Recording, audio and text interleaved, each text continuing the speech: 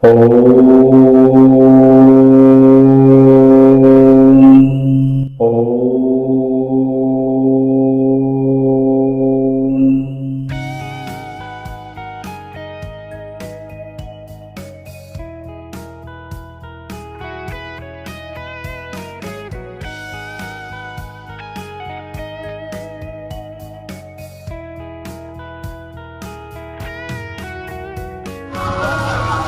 से केवल पैसा लेके आने पड़ता है, सारा सामान यहीं पे मिल जाता है। फाल्गु नदी के तट पर बसा हुआ गया धाम, जिसको मान्यता है कि जो भी श्रद्धा भाव से यहाँ पर आकर के अपने पूर्वजों को पिंड दान करेगा श्राद्ध पक्ष के 16 दिनों में, तो उनके पूर्वज जीवन मरण से मुक्ति पाकर के मोक्ष धाम को प्राप्त होता है। तो दोस्तों, आज हम आपको लेकर के आए हैं गया धाम, और अपने ब्लॉग के माध्यम से गया पर किस तरीके से पिंडदान किया जाता है, कैसे किया जाता है, कितना खर्चा आ जाता है, कहाँ कहाँ किया जाता है, ये सब जानकारी आपको मिलेगी इस वीडियो के माध्यम से। तो दोस्तों, बने रहना मेरे ब्लॉग पर। सबसे पहले दोस्तों, हमारे मन में सवाल ये आता है कि आखिरकार गया को ही क्यों चुना गया है पिंडदान करने के लिए? क्यों?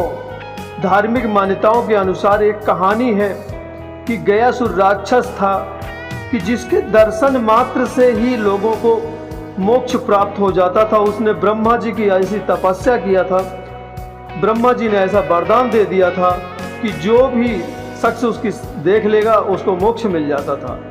अब तो पृथ्वी की व्यवस्था डगमगा रही थी, देवलोक में जिसको देखो वही मोक्ष प्रदान करके चला जाता था। सभी देवता हार करके भगवान विष्णु के पास गए। तब विष्णु भगवान गया धाम पर आए और गयासुर राक्षस से बोले कि मुझे आपके शरीर पर यज्ञ करनी है। तो गयासुर राक्षस लेट गया, भगवान विष्णु ने यज्ञ किया।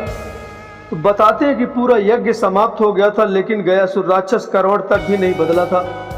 भगवान विष्णु ने उसकी ये देख करके वरदान दे दिया था कि गयासुर राक्षस को कि जहाँ तक तुम्हारा ये शरीर फैला हुआ है, वहाँ तक अगर कोई भी श्रद्धालु सच्चे मन से यहाँ पर अपने मृत पूर्वजों का पिंडदान करेगा, तो दोस्तों उनको मोक्ष की प्राप्त होगी। तब से इस गया धाम पर बहुत से लोग आते हैं और यहाँ पर पिंडदान करने के लिए लगभग 40 जगह हैं, लेकिन उनमें से 3 जगह मुख्य हैं। बटवेदी, जो कि आप देख रहे हो इस समय, अक्षय वेदी जिसका नाम है, और सीता कुंड पिंडदान किया था।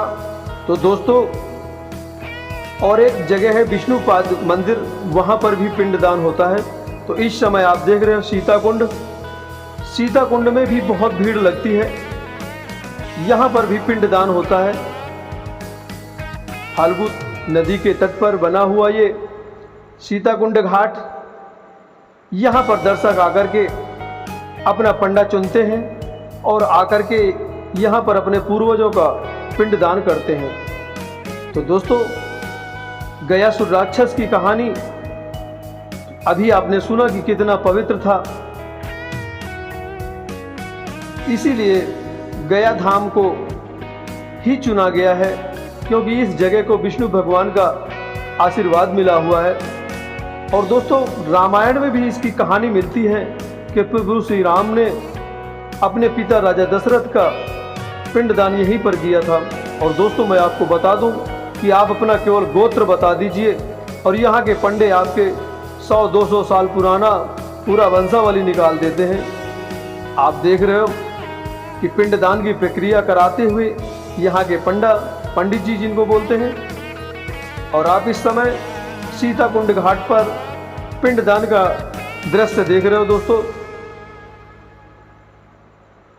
ये बौद्ध गया से 10 किलोमीटर उत्तर की ओर और बिहार की राजधानी पटना से 100 किलोमीटर दक्षिण की तरफ गया स्थान पड़ता है।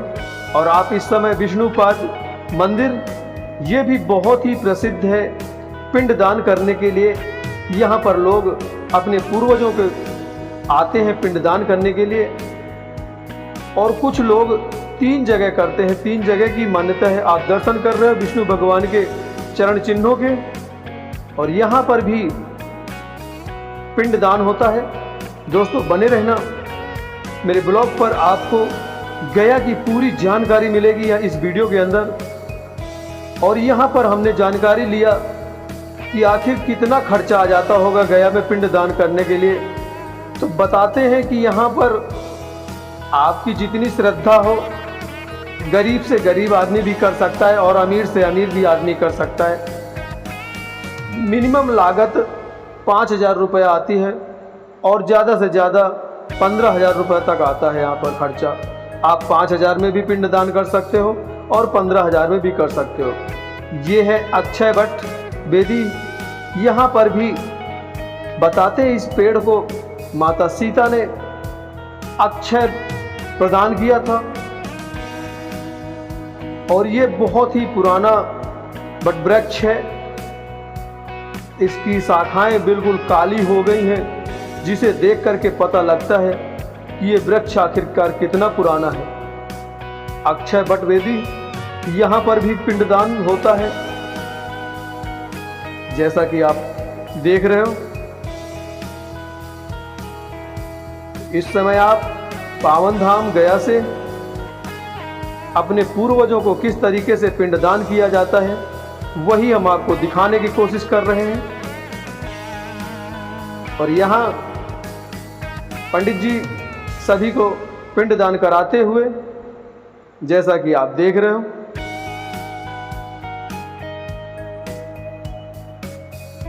श्राद्ध पक्ष के जो 16 दिन होते हैं, यहाँ पर एक तरीके से मेला लगता है।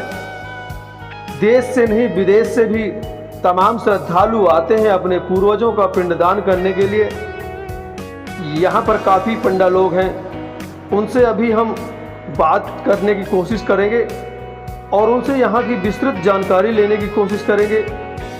तो यहाँ पर हमें एक सामने पंडित जी नज़र आए, उनसे हम कुछ सवाल जवाब करेंगे। पंडित जी, मुझे आपका 1 मिनट समय चाहिए और मुझे ये जानकारी लेनी है पंडित जी कि गया जो करने आता है घर से क्या लेके आना पड़ता है? घर से केवल पैसा लेके आने पड़ता है, सारा सामान यहीं पे मिल जाता है। पंडित जी, मैंने सुना है घर से नारियल और चावल लेके आना पड़ता है। घर से थोड़ा चावल ले लेंगे, देवता घर के थोड़ा मट्टी ले लेंगे और एक नारियल ले लेंगे। वो लाने के बाद में पिंडदान होगा फल्गु नदी में।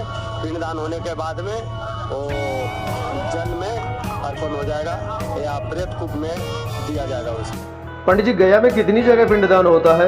यहाँ पे ऐसे 45 जगह होता है पिंडदान। तो क्या पंडित जी सबको 45 जगह ही पिंडदान करना पड़ता है या कुछ कम ज़्यादा?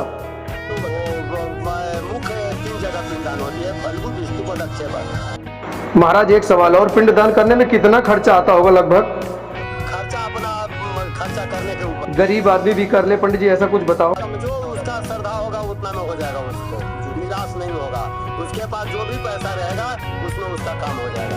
पंडित जी, पिंडदान क्यों किया जाता है? तो घर में प्रेत बाधा होता है, तरह तरह का कष्ट होता है, झगड़ा होता है, कलह होता है, आमद जो होता है इससे खर्च ज़्यादा हो जाता है, पर बीमारी होता है तो लोग बड़े बड़े ज्योतिष के पास जाते हैं। वहाँ पे कहते हैं कि भाई तुम्हारे घर में पितृ दोष है, तो पितृ दोष के निवारण हेतु यहाँ पे गया में पिंडदान करने के बाद में पितृ दोष मोक्ष मिल जाती है।